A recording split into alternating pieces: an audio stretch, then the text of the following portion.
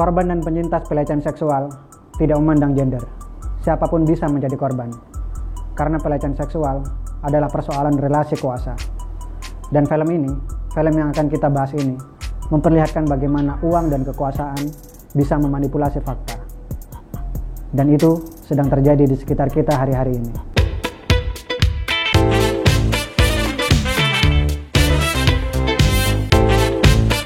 Halo, selamat datang di Cinetalk. Saya Hamim Arifin. Saya Densa Perdana. Episode ini kita akan membahas tentang film Penyalin Cahaya, film yang mencetak rekor kemarin di FFI 2021, mendapatkan 12 piala citra, termasuk film terbaik.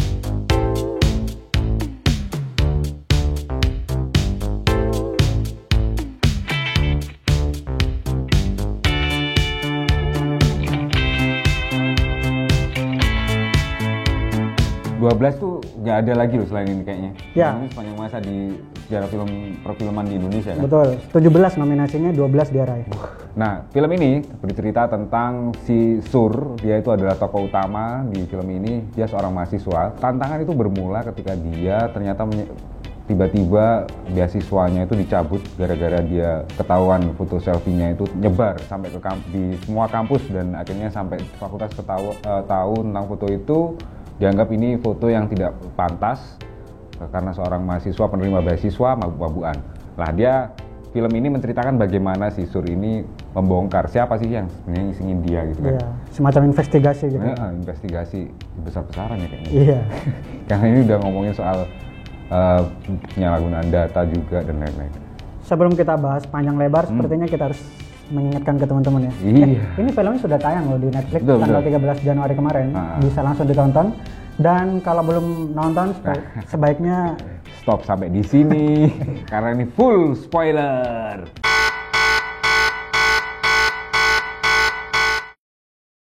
Ya, awalnya kita ini sebenarnya sudah diskusi panjang tentang film ini, dan di luar sana itu memang berkembang isu yang memang ini disebutkan sendiri oleh para sinesnya. Ya, diakui sama studionya juga. Mereka ternyata salah satu krunya itu ada yang melakukan perbuatan yang ironis.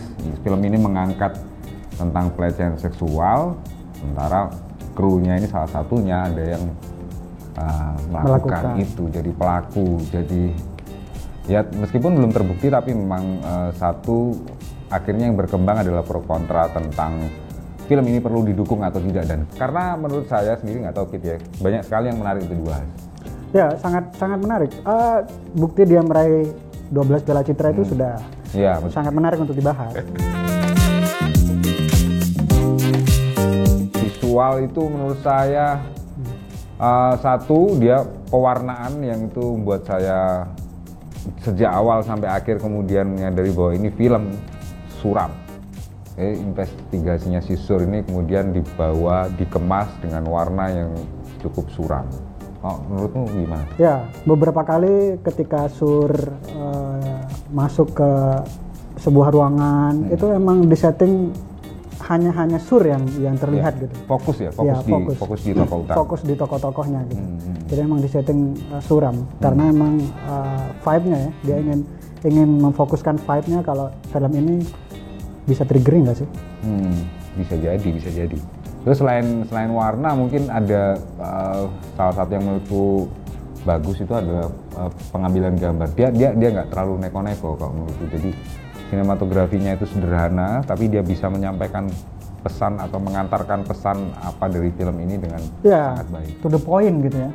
Menurutku ini tidak banyak hal-hal besar yang diungkapkan dengan sinematografinya. Cuman justru sinematografi yang sederhana itu bisa membangun ketegangan ketika ini spoiler ini ketika si Sur menyadap handphone dari teman-temannya untuk membuktikan investigasi itu, dan Sur ada di lantai 2 dan yang disadap ada di lantai 1. Itu tegang banget menurut saya. Dan itu terjadi beberapa kali. Itu sepertinya memang bagian yang memang membawa kita akhirnya mengikuti alur ini dengan penuh antusiasme. Ini gimana terus akhirnya kita digiring, dibawa sinematografi yang sederhana tadi, fokus pada alur cerita yang dibawakan oleh si tokoh utama. pemeran yang cowok, si Amin. Si Amin, oke, si menjaga fotokopi ya? Iya, dia menjaga fotokopi dan justru dia yang mendapatkan Piala Citra untuk aktor terbaik. Kalau Amin itu akan dia memang membawakan ketegangan itu menjadi memuncak ketika terutama pada plot-plot di akhir ya, itu dia kan yang bertugas untuk ini melakukan rencana sisur gitu kan, yang sisur lagi di atas, dia menjalankan perannya di bawah gitu kan, dia jaga fotokopi. Mulai dari mimik wajah, terus mulai dari cara dia bahasa tubuhnya itu ngomong sama Sur ketika cara dia merokok, cara dia merokok juga gitu kan, merokok sambil fotokopi. Ya itu juga salah satu yang memang pendalamannya itu menurutku lama juga itu untuk mendalami karakter yang kayak gitu. Ada beberapa karakter yang memang menurutku berhasil membawakannya, itu salah satunya karakternya si siapa gitu ya, yang dia memang jadi ternyata itunya si rambutnya yang ribu itu Rama itu juga salah satu yang ini kan plotnya agak plot twist ya, kita akhirnya digiring supaya menduga sesuatu tapi ternyata dibelokkan lagi. Nah ini peran si Rama ini sangat menentukan menurutku, karena dia dari awal membawakan karakter apa, di tengah dia gimana di akhirnya juga beda lagi. Gila, luar biasa itu. Dan ini salah satu menurutku prestasi film di Indonesia, sinema di Indonesia itu memunculkan talenta baru ya, yang segar. Dan ini sebenarnya nggak baru-baru amat. Beberapa kali mereka ini main film, tapi memang tidak di peran-peran besar. Itu. Jadi orang tidak familiar gitu. Nah, dan di sini justru semuanya jadi tokoh-tokoh utama gitu. Betul. Dan yang mereka, menggerakkan film justru mereka ini. Makanya sejak awal mereka akhirnya kita setelah melihat ini ya kita mengenalnya atau kita mengenangnya setelah nonton itu ya sebagai Sur, ya sebagai Amin, ya sebagai Rama gitu kan. Sebagai Tarik. Itu. Sutradaraan bahwa dari secara keseluruhan kalau menurut saya memang termanage dengan baik kayaknya. Baik mulai dari setting, dari sinematografi, aktris, plot dari naskah itu sendiri dibawakan dengan begitu mengalir dan itu sukses menurutmu? Penyutradarannya menurutku bagus lah ya. Dan Regas Wanuteja berhasil lah untuk mengarahkan teman-teman yang tadi kita bilang tidak banyak ada di peran besar ini. Kayaknya di film sebelumnya juga dia pernah meraih penghargaan ya, tapi kayaknya bukan di film pendek, Perenjak itu. Berarti bisa dibilang debut ya? Debut film panjang ya. Dan langsung meraih 12 penghargaan Piala Citra. Ya, salah satu kekuatan naskahnya adalah penyelipannya kalau menurutku ya, bagaimana si penulis maupun para pemain ini membawakan simbol-simbol yang ada di dalamnya itu dengan sangat baik, dan itu secara tersirat akhirnya dipahami oleh, tapi ini bagi saya, nggak tahu yang lain sih, ini hasil persepsi saya sendiri. Simbol-simbol itu begitu kuat, salah satunya adalah bagaimana teatrikal yang pertama kali muncul di awal pembukaan itu dia mengangkat tentang Medusa.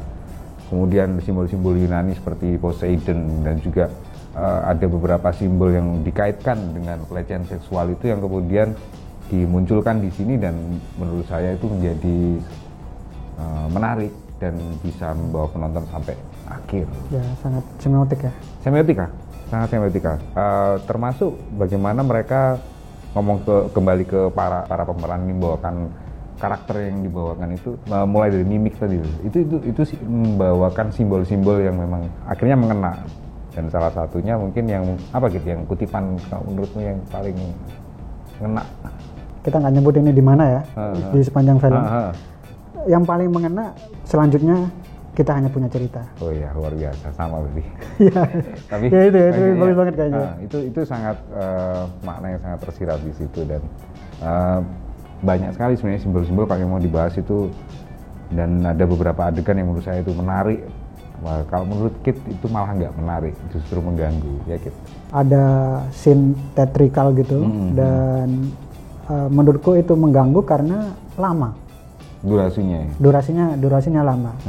Lebih dari 1 menit kayaknya. Lebih dari 1 menit. Dan tapi sepertinya penting ada di itu. Iya, Cuman lama aja. Terlalu lama. Terlalu lama dan bagi saya kok terganggu melihat dia teatrikal begitu. Poseidon. Medusa. Diselingi sama asap-asap gitu. Artinya kalau buat aku malah justru adegan ini adalah penentu. Karena apa ya? Kita tuh digiring sama naskah dengan plot yang begitu padat ya. Bagaimana si Sur itu kemudian menggali semua fakta-fakta yang dia sendiri itu sebenarnya nggak tahu. Dan ini karena dia nggak yakin bahwa dia adalah korban pelecehan seksual dan penonton juga nggak yakin, akhirnya kita terus dibawa untuk penasaran dan itu tegang terus sepanjang film sampai di menit itu ketika tiba-tiba di puncak ada pencerahan tentang kasusnya atau apa yang dialami sebenarnya. Tiba-tiba dia muncul dan itu menjalankan aksi teatrikal yang menurutku jadi penyegaran dari semua film itu, dan itu menjadi semacam tabir yang kemudian membawa penonton semakin jelas bahwa ini pesannya. Tapi itu juga penegasan sih menurutku. Teater kenapa dimunculkan sejak awal dan itu durasinya cukup lama ya. Kita kan disuguhi langsung dengan menampilkan bagaimana mereka menjadi patung, bagaimana Medusa muncul gitu kan. Itu agak lama itu di pembukaan. Sampai akhirnya masuklah ke mulai jalan ceritanya, kan dikenalkan satu persatu tokohnya siapa aja, ini. Nah, sampai akhirnya di belakang muncul lagi buat aksi teatrikal seperti itu. Ini menunjukkan kalau menurutku malah justru realitas film ini dibangun sedemikian rupa. Realitas film ya, bukan realitas. Jadi supaya penonton itu bisa membedakan bahwa ini sebenarnya ya ini fiksi, ini cuman isapan jempol gitu loh. Meskipun berdasarkan dari situasi yang sedang terjadi. Film ini berupaya tidak menyimpulkan bahwa itu semuanya harus sampai ke meja hukum.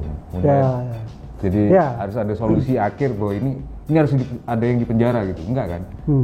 Itu jadi semacam yang harus dipahami sama penonton bahwa ini realitas di dalam film, bukan realitas yang harus dicocokkan sama dunia nyata yang sudah terjadi, enggak. Karena di dunia nyata kayaknya mirip ya? Menurutku mirip-mirip aja. Karena belum ada yang sampai dijeblosin ya? Menurutku sampai ending pun kita diberi kenyataan sekaligus menarik beberapa realita yang ada di kehidupan kita, realitas sosial ke film. Realitas sosial itu ditarik ke film bahwa untuk menghukum atau memberikan efek jera atau memberikan hukuman yang setimpal kepada pelaku pelecehan seksual itu sulit loh. Iya. Karena ini adalah persoalan relasi kuasa dan ketika kuasa itu sangat besar, kamu sulit untuk mengungkapnya.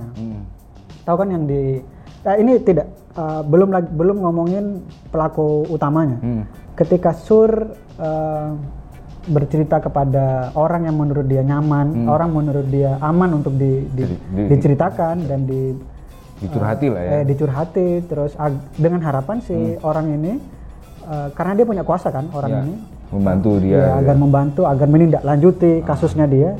Justru dia malah menikung Sur, menikam Sur dari belakang. Dan itu orang kampus itu ya. Iya. Luar biasa. Jadi dia dipepet di mana-mana. Jadi yang terjadi yang justru menurutku ini harusnya jadi harusnya jadi awareness buat penonton. Ya, film untuk bahwa para korban atau para penyintas itu sebenarnya mereka itu sudah ditekan kanan kiri, depan belakang, bawah atas gitu ya. Sampai-sampai memang yang digambarkan di situ adalah bahkan lingkungan terdekat dari korban itu tidak percaya sama si korban. Kan luar biasa itu. Tekanannya kayak gitu. Itu scene yang menurutku yang paling menyesakkan. Betul. Scene ketika Sur justru ada orang yang harusnya membela Sur. Ini adalah orang terakhir. Dalam hal ini adalah orang tua. Kita sebut langsung. Ini spoiler loh. Spoiler sumpah. Orang tua yang harusnya membela Sur justru ya menyalahkan balik. Nah itu. Menyalahkan balik. Itu adegan yang menurutku paling menyesalkan. Dan adegan selanjutnya, adegan favorit saya, yang ibunya sadar kalau Sur, saya itu ibumu. Nah, saya tahu seluk beluk kamu. termasuk badanmu. Ya, ya. Nah, itu ya dia berhenti di depan toko bunga gitu, dan itu menurutku itu salah satu sih pengungkapan empati saya langsung melebar ke situ. Di situ kita akhirnya fokus bahwa oh ya, Sur ini ternyata korban pelecehan seksual dan dia harus mendapatkan, seharusnya nggak cuma ibunya gitu yang simpati sama dia. Itu satu. Ceritakan dong, apa yang kamu sukai, adegan yang kamu sukai, scene yang sangat kamu sukai. Scene ketika pembuktian di ruangan di rumahnya Rama itu ya, dia membuktikan dengan CCTV dan ternyata itulah plot twistnya dimulai. Kita sudah dari yang sudah terbangun bahwa pelakunya siapa, dibalik di adegan itu dan twistnya itu tidak hanya 1-2 kali ya. Ketika kita sudah menduga ini ya seperti misteri, seperti film-film misteri yang lain bahwa kita sudah menduga ini bukan ternyata ini, bukan ternyata ini lagi. Film ini mungkin risetnya memang yang menurutku naskahnya itu dihasilkan dari riset yang luar biasa. Film ini menurut saya membuka segala kemungkinan bahwa pelecehan seksual itu tidak hanya berupa serangan fisik, tapi juga atau sentuhan fisik gitu. Sentuhan fisik, betul. Tapi juga bisa terjadi di media sosial ternyata, di dunia maya.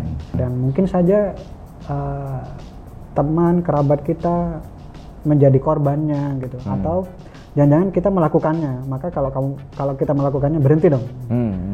Itulah kenapa kemudian di akhir mungkin jadi simbol juga bahwa perjuangan itu tidak lagi dilakukan secara yang di awal kan ngomongin bagaimana fotonya menyebar itu kan lewat media sosial kan. Nah di akhir justru perjuangan mereka itu bukan atau tidak lagi memakai media sosial. Dan itu keren banget loh. Endingnya itu menurutku sangat aneh. Cerdas menurutku. Iya, benar. Visinya jelas gitu. Dari awal visi Regas itu jelas. Ya dikuatkan dengan quote tadi bahwa kita udah nggak bisa ngapa-ngapain untuk menghadapi pelaku pelecehan seksual atau kekerasan seksual karena relasi kuasa tadi. Dan yang kita punya hanyalah cerita. Wah, gila, itu keren banget. Luar biasa. Menurutmu kelebihan dari film ini apa, dan pasti ada kekurangan kan yang memang mengganggu tadi, selain mungkin yang bagian adegan yang terlalu panjang? Wah, kelebihannya banyak ya. Dari tadi kita kayaknya ngomongin kelebihannya itu ya. Pak, yang bikin saya bukan angkat topi lagi kayaknya, saya kalau bisa lompat. Saya suka dengan pesan-pesannya itu lebih besar daripada filmnya. Oke.